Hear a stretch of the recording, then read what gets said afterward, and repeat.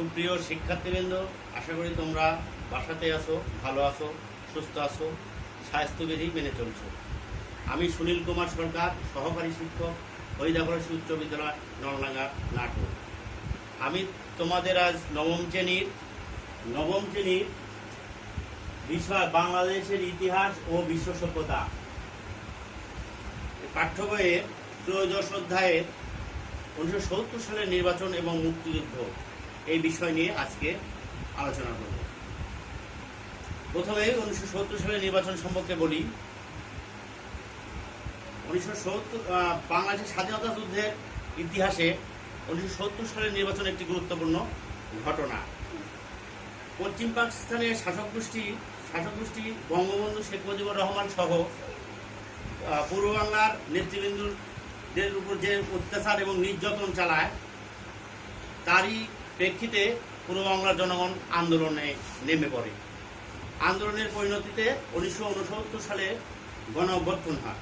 এই গণ অভ্যুত্থানে তৎকালীন আইয়ুব খান শাসন ক্ষমতা থেকে পদত্যাগ করতে বাধ্য হয় এবং তার উত্তরসূরি ইয়াহিয়া খান ক্ষমতায় আসে। ইয়াহিয়া খান ক্ষমতায় এসে তিনি গণতন্ত্রকে পুনরুদ্ধার বা পুনরায় চালু করার কথা বলেন এবং তার প্রেক্ষিতে 1970 সালে নির্বাচন হয়।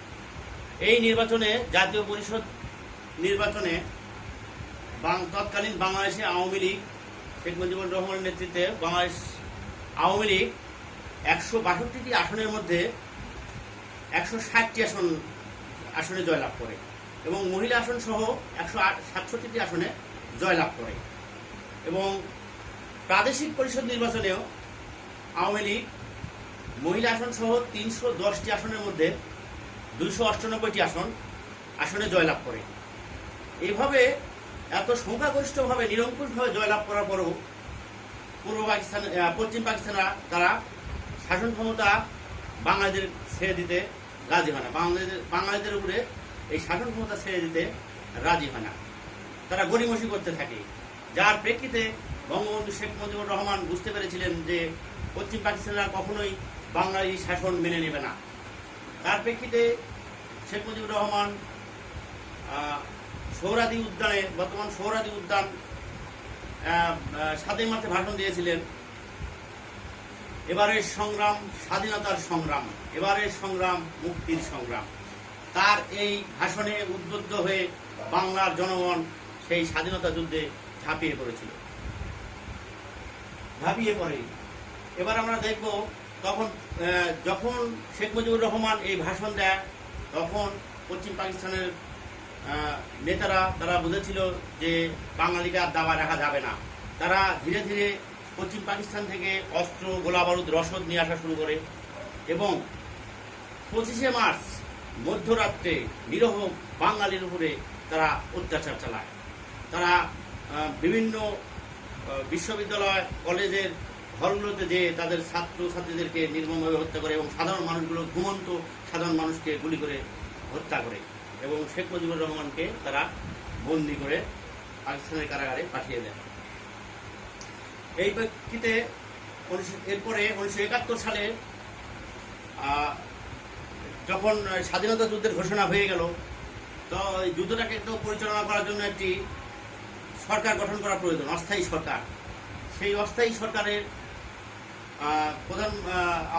সেই অস্থায়ী সরকারে এখন আমরা দেখব যে এই যুদ্ধটাকে পরিচালনা করার জন্য যে সরকার গঠন করা হয়েছিল, সেই সরকার মুজিবনগর সরকার গঠনের কারা কোন পদে ছিল সেটা আমরা এখন খেয়াল করব।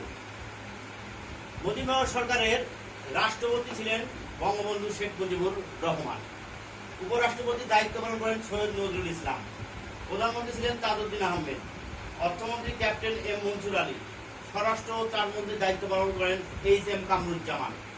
প্রধান সেনাপতির দায়িত্ব পালন করেছিলেন মুজিবনগর সরকারের কর্নেল অবসরপ্রাপ্ত M A G. Osman. Chief of staff লে কর্নেল অবসরপ্রাপ্ত আব্দুর রৌফ। পররাষ্ট্রমন্ত্রী Khondakar Mostaq Ahmed. Deputy chief of staff group captain A K. Khondakar. এই কয়েকজন নিয়ে অস্থায়ী মুজিবনগর সরকার গঠন করা হয়। কোথায় গঠন করা হয়?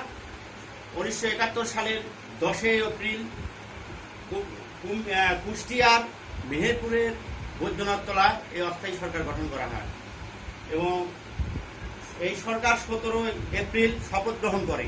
সেই শপথ গ্রহণ অনুষ্ঠানে বিভিন্ন দেশি বিদেশি অনেক গণমাধ্যম ছিল এবং দেশি বিদেশি বিভিন্ন বিখ্যাত ব্যক্তিরা সেখানে উপস্থিত ছিলেন। এরপরে শুরু হয়ে যায় মুক্তিযুদ্ধ। দীর্ঘ 9 মাস যুদ্ধ চলে। 9 মাস যুদ্ধের সময় আমাদের এই মুজিবনগর সরকারের সাথে আমাদের বাঙালিদের সাথে যোগ দেয় ভারতীয় সেনাবাহিনীর। তখন এই বাহিনীর নাম দেওয়া হয় মিত্র বাহিনী। সেই মিত্র বাহিনীর প্রধান ছিলেন জগজিৎ সিং অরোরা এবং বাঙালিদের সেনাবাহিনীর নেতৃত্বে এই মিত্র বাহিনী গঠন করা হয়। এই মিত্র বাহিনীরা যুদ্ধ পরিচালনা করে এবং 1971 সালের 14 ডিসেম্বর তারা আরেকটি নারকীয় ঘটনা ঘটায়।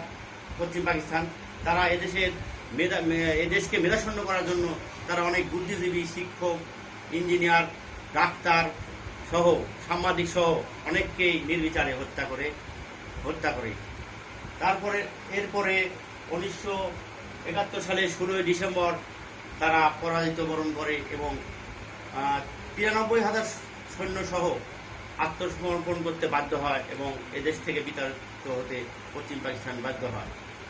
তাহলে দেখো, আমরা জানলাম যে মুজিবনগর সরকার কত সালে গঠন হয়েছিল, কেন হয়েছিল। আমি আরেকবার বলি, মুজিবনগর সরকার গঠন হয় 1971 সালের 10 এপ্রিল কুষ্টিয়ার মেহেরপুরের বৈদ্যনাথ তলায় এবং বঙ্গবন্ধু শেখ মুজিবুরের নাম অনুসারে সেই সরকারের নামকরণ করা হয় মুজিবনগর সরকার।